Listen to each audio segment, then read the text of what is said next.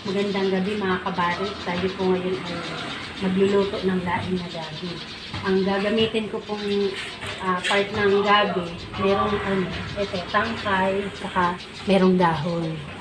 Ngayon, ito po yung mga sangkap na gagamitin ko. Meron po akong baboy, laman ng baboy na may kunting taba, saka may tinapa, mayroong lemongrass, saka luya, sibuyas, bawang, siling labuyo, saka paminta, magic sarap, ajinomoto, tapos merong asin, at merong tubig. Hindi mawawala yung kukumama, press gata. Yun. Hindi kasi kami nakabili sa palengke ng ng niyog.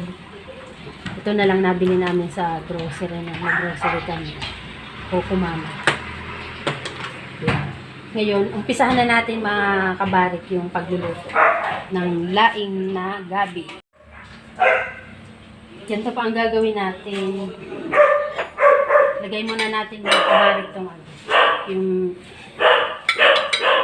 mga ricado, sibuyas, bawang, suya. Tapos ito, ilalagay natin dito sa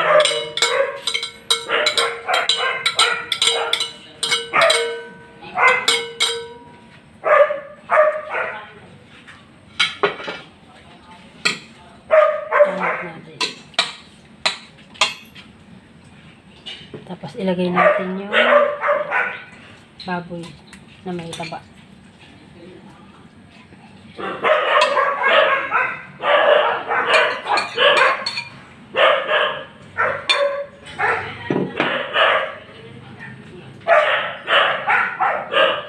Ilagay na natin itong sangkap. Tapos magic sarap.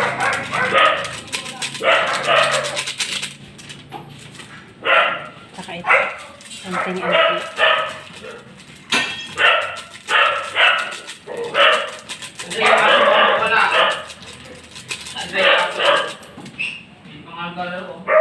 Tapos, paminta.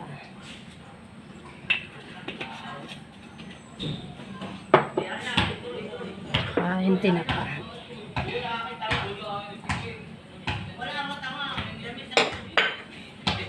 Tsaka asin.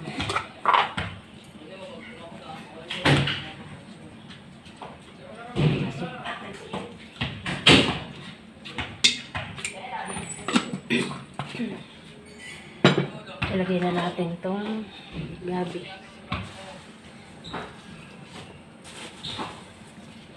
Ito mga kabarik yung gabi na nakita nyo sa video namin nung nakaraan. Nung mag-ihaw kami ng barbecue. Ito yung gabi doon na nakatanim. Kinuha ko po.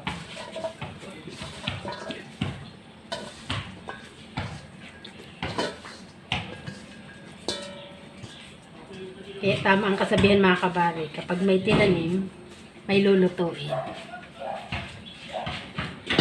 Ngayon mga kabari, ang susunod natin na ilalagay, ito tubig. Isang basong tubig. Kasi kung niyog sana ang inano na, kung nakabili kami sa palengke, may pangalawang gata sana yun. Kaso hindi kami nakabili. Kaya ito na lang nakukumamang gagamitin natin. Kaya, imbes na pangalawang gata, tubig. Ngayon mga kabarik, takpan na natin. Isa lang na natin.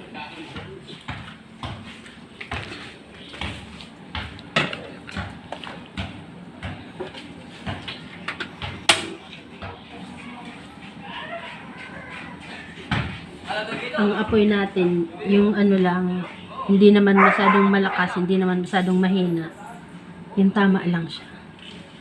Yan. Kaya maya mga kabarik, update ko kayo. Tingnan na natin mga kabarik. Malambot na yung gabi. Saka yung sahog na mga baboy.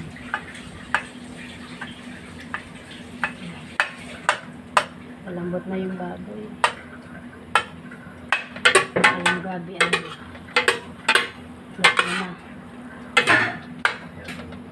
Pwede na natin ilagay yung gata. mga kabarik.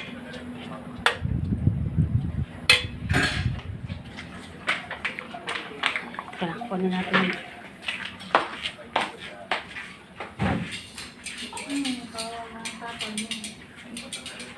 Nasa hotel dito.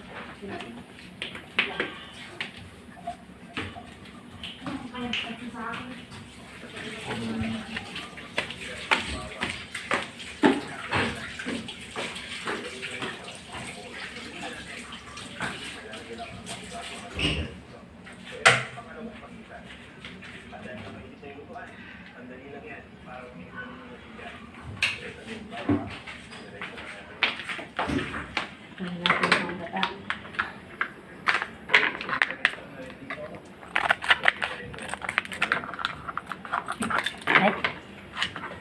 Tingnan nyo, mga kabarik. Ang laman niya, parang gata ng niyog.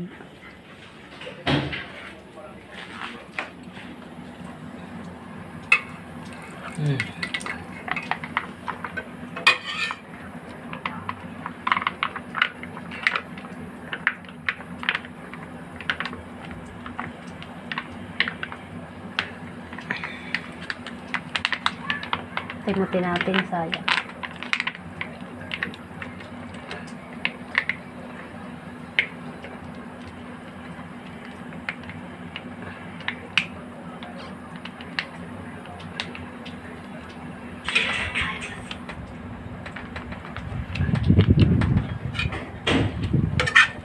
Uwi natin mga kabarik.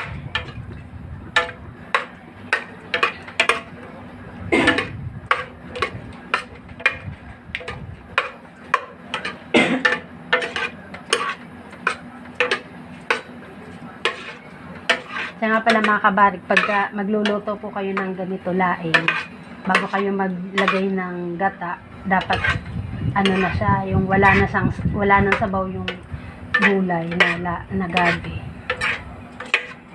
Para yung ilalagay niyong gata, tamang-tama sa gulay na lulutuin. Tulad nito mga kabarik. Maano siya, malangis.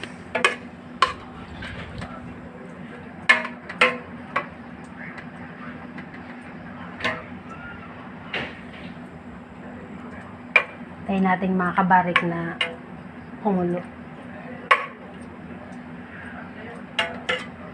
Tapos pagkulo, pwede na natin tikman kung anong lasa.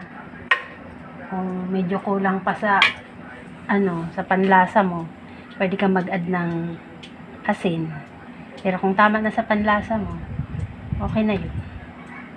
Yung nilagay kong mga panimpla kanina.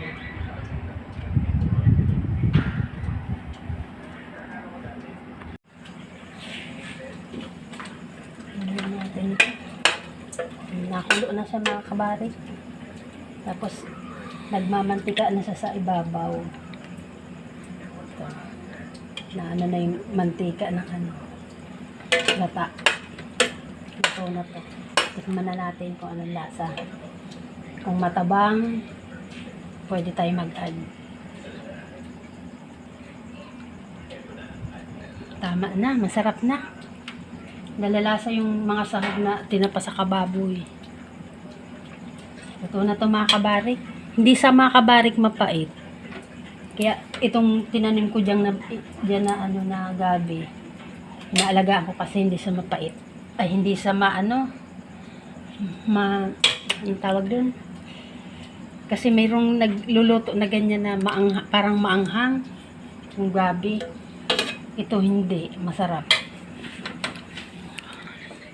Pwede na natin siyang i-serve mga kabarik.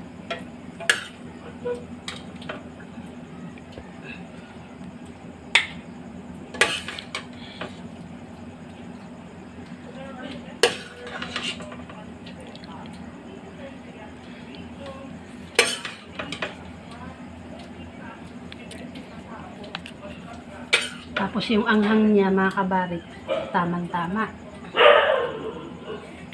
Talagang Bicolano. Ito na po siya mga kabarik. Tutok mo. Ito po mga kabarik yung laing na gabi. Sana po mga kabarik nagustuhan nyo ang aming niluto sa gabing ito. Maraming salamat mga kabarik, lalo-lalo na sa mga ilan na mga nag-subscribe sa amin. Maraming salamat po. Saka dun po sa mga patuloy na nanonood sa aming mga video. Sana po hindi po kayo magsawang laging panoorin at yung mga manonood pa po. Maraming salamat po. Kain na po tayo.